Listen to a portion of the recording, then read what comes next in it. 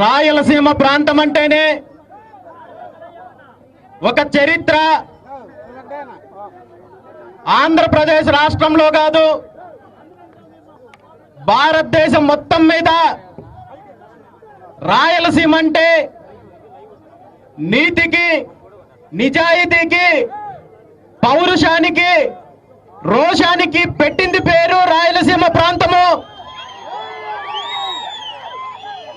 ఉమ్మడి ఆంధ్రప్రదేశ్ రాష్ట్రంలో గాని, రాష్ట్రం విడిపోయిన 10 సంవత్సరాలలో గాని రాష్ట్రానికి అత్యధిక ముఖ్యమంత్రులను అందించిన ప్రాంతము రాయలసీమ ప్రాంతము.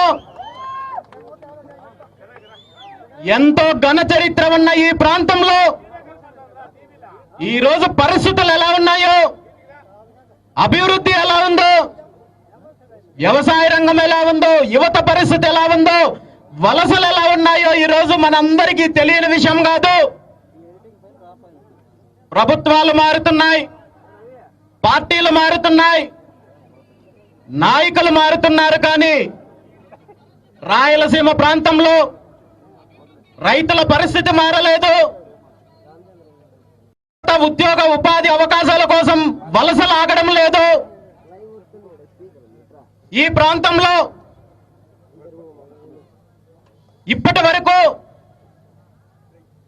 దామోదర సంజీవయ్య దగ్గర నుండి, కోట్ల విజయ భాస్కర్ రెడ్డి గారి దగ్గర నుండి, సంజీవ్ రెడ్డి గారి దగ్గర నుండి, చంద్రబాబు నాయుడు గారి దగ్గర నుండి, రాజశేఖర్ రెడ్డి గారి దగ్గర నుండి, కిరణ్ కుమార్ రెడ్డి దగ్గర నుండి, ఇప్పుడున్న కంత్రి ముఖ్యమంత్రి జగన్మోహన్ రెడ్డి వరకు ఎంతమంది ముఖ్యమంత్రులు వచ్చినా